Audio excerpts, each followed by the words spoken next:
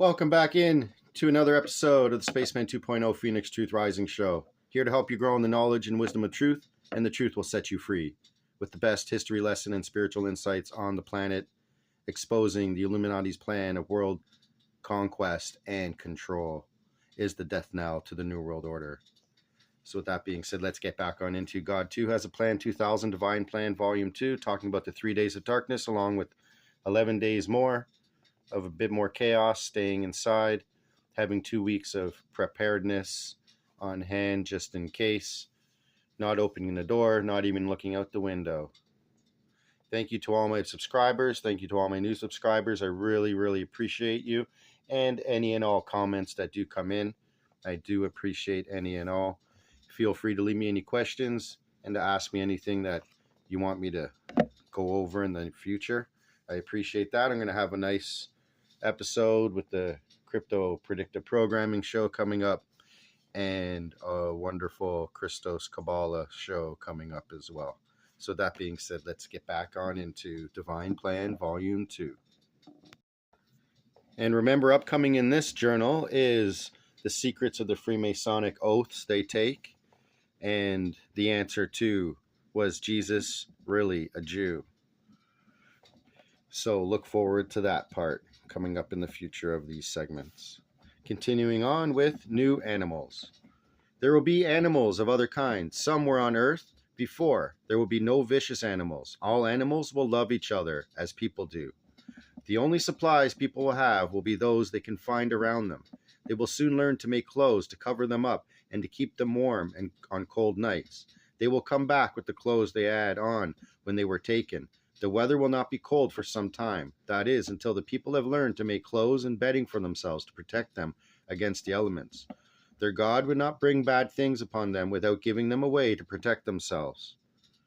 The angels will have similar flesh bodies as they did at the time the sons of God were upon the earth and found the daughters of men very fair and loved them and had children with them.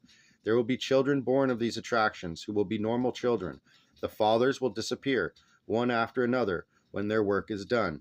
The mothers of the children will know their husband was a son of God and would be leaving again. They will raise the children with love and loving memories of their fathers. The children will be the same in all ways as are the children on earth. To get this beautiful Garden of Eden with God and the angels, one must now give his or her heart to God to be forgiven and guided by God into a life of service to God. Those returning will be much wiser and purer in mind and body. They are then given a piece of ground and tools to make their living and to learn to survive with the help of the angels, which God is sending with them to guide, guard, protect, comfort, and supply their needs. The tools and other equipment are not of the earth kind. This is the age when God is ruling in the hearts and lives of those on earth. They will live closely with their angels. The angels will be protectors and companions to them. The people have learned to communicate with God and with the angels assigned to them by their Lord, Jesus Christ. The angels are an ever-present help in all things. Those who return to earth will have no recall of their families or homes. The healing work will have been done in them while they were in the area where they awaited return to earth. People of all ages will return. Those who have family with them will stay with their kinfolk, though they will not know they are kin. This will keep family love and ties between them.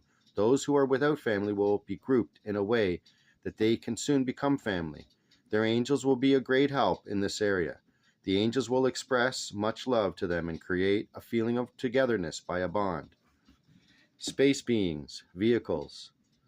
Space beings are highly evolved beings of great light who operate space vehicles to do the work which God requires in all areas of the universe. They are involved with this very important work on Earth. They live in their vehicles when they are not based doing a cleanup work. They wear uniforms which resemble those of an army. The uniforms are not clothing. They are of a substance which is formed over the wearers. The Space Brothers do not have names except when they are assigned to a person or a group who can communicate with them. The name is relinquished when their work with that person or group is finished. The name is given to them by God and usually denotes a status. The spaceships also have names at that time. That reminds me of how Archangel Michael got his name. when there's supposedly, the battle going on, and Lucifer said, "Oh, I want to be like God." Archangel Michael stood up and says, "Who wants to be like God?" And God says, "Okay, your name now, Michael, is who is like God." And to Lucifer, he kicked him out. And so Michael or Michael is meaning who is like God. Anyways, back to the story. The name is given to them by God and usually denotes a status. The spaceships also have names at that time. The time is now when those who have the light of understanding need to heed this message and prepare the best they can. Where there is not enough money because of the economy to buy that which they need, and their heart is with God, they can count on their angels providing that which they need. They will find they need less than they think. Their angels have many ways to bring necessary things to them. In the wilderness, the children of Israel were given quail when the children were tired of spiritual food and were complaining loudly to God. HATONN. Pretty hard on the quail in exchange for quarreling, complaining, and being tired of. You must be discerning at every turn of the thought patterns, Chelas. Spiritual food is fruits and vegetables, nuts, seeds, honey, and grains. HATONN. This cannot be factual, for spiritual indicates things of spirit, which has no physical substance, and therefore cannot be classified as something within only physical definition. See how HATONN clarifies things, which is wonderful?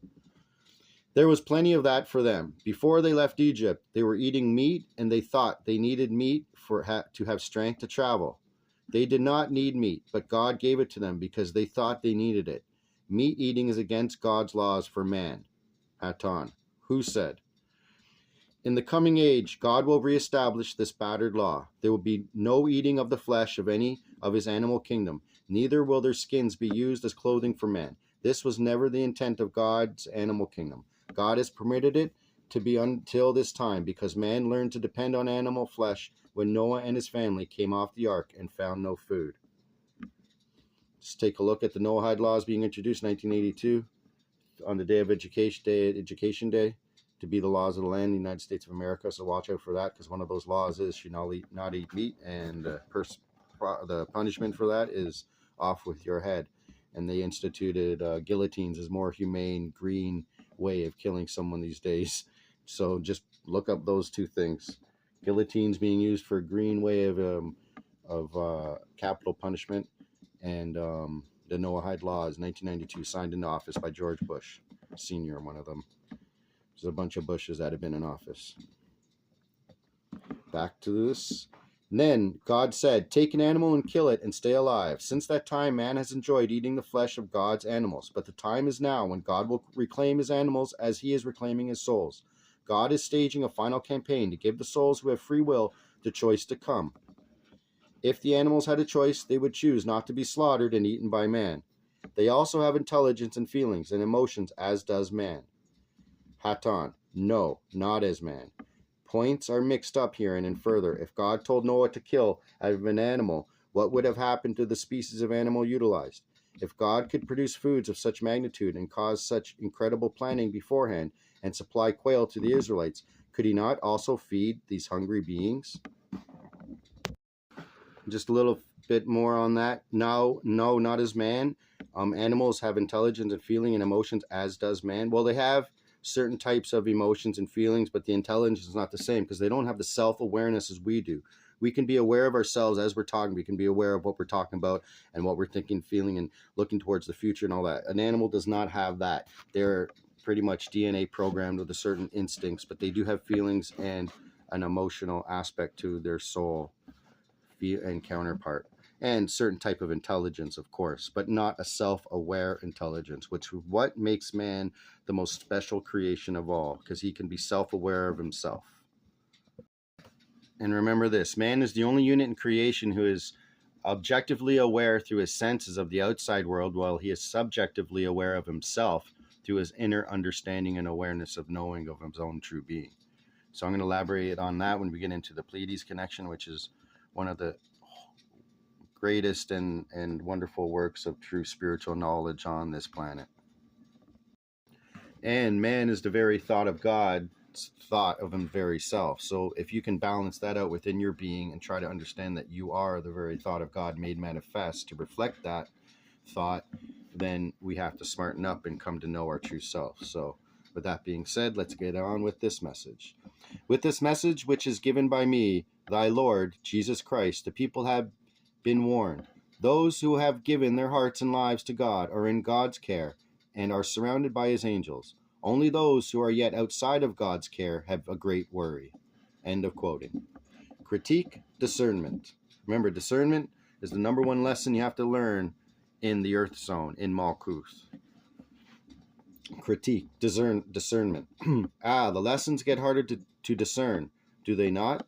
Well, this came through a channel calling herself Anna, the prophetess who considers herself a messenger of God. So, what is different from Dharma? You might well ask.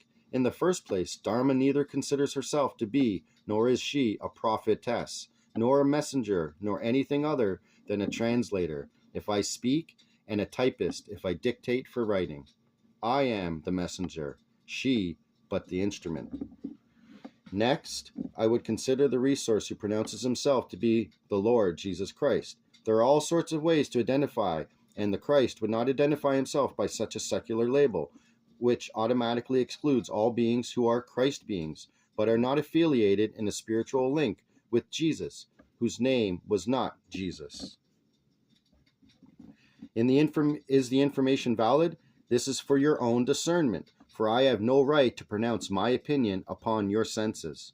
You must look at each and every statement as to valid merit within that which are the laws of God, the cycles of the universal natural law, and the intelligent reason of the gift of gifts, God's allowance of choices and intelligence. You are created with this innate knowing. What says your inner guidance about this message? I do ask that you ponder the portion that says, the time is now when those who have the light of understanding need to heed this message and prepare the best they can. Where there is not enough money because of the economy to buy that which they need and their heart is with God, they can count on their angels providing that which they need. I would further look very, very carefully at the paragraph preceding this one in point regarding space beings. We form a substance which is formed over the wares. We do not have names except when is assigned to a person or a group who can communicate with them. The name is given to them by God and usually denotes a status. I have little comment on the remainder of the document, but this portion is pure hogwash, and I doubt the master teacher of the ages, the Christ perfection, would establish such nonsense.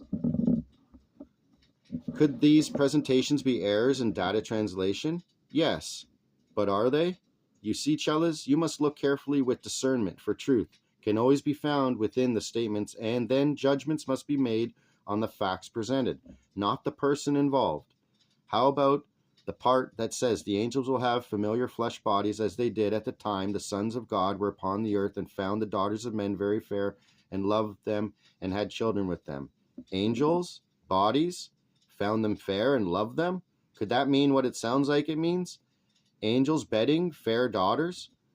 Where were the men and sons? What were angels doing in human form having sex with humans? The two are absolutely opposite ends of the definition chain. Those returning will be much wiser and purer in mind and body. Well, not if they hop in bed and procreate in the manner stated above. Seems to me you would have the same jury scenario starting all over again in a different time and a different place. And aha, there is no time and no space. And what of those dastardly angels? They simply take off and leave the mothers to tend the children, but the fathers will disappear, one after another, when their work is done? Where are the human men? Still missing? Does this sound like a logical solution to the ills of man from a loving, all-knowing, infinite creator? Well, to each his own, I suppose.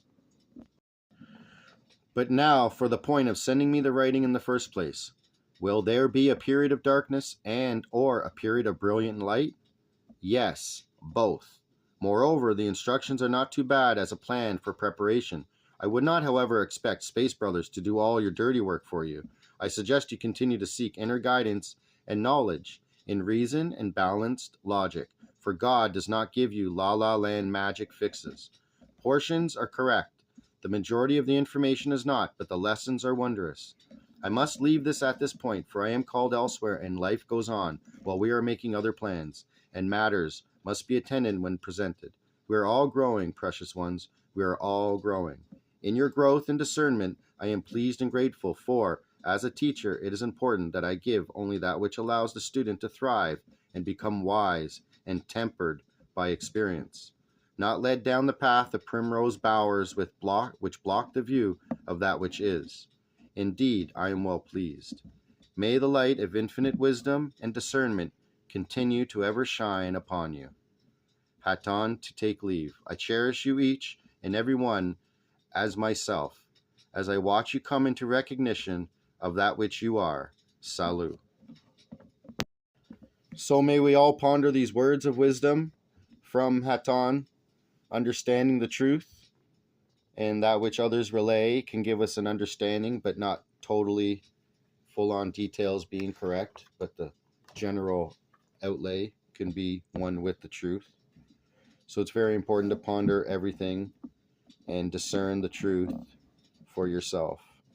As you come to know greater and greater amounts of knowledge, you can, and calm your mind to see clearly, you can then be aware of what's truly before you. But HATONN truly clarifies what we just read in about 2 paragraphs. So with that being said, we'll continue on with the Phoenix Truth Rising show with more about Bush's travels and the ADL, Anti-Defamation League. If you don't know about that, what that's all about, and more about how the drug trade was continued on, Murder Incorporated by the elites. And then the episode after that, we'll get more into the Pope, what happened back then with the Pope with his repairs, and Sumerians, and the Sumerian, the lost civilization found, and hopefully into Christ was not a Jew, excerpts from Pontius Pilate's report. So thank you for tuning in. I appreciate you once again, and I'll be back with another episode of the Phoenix Truth Rising show. This is the Spaceman 2.0, and I'm out.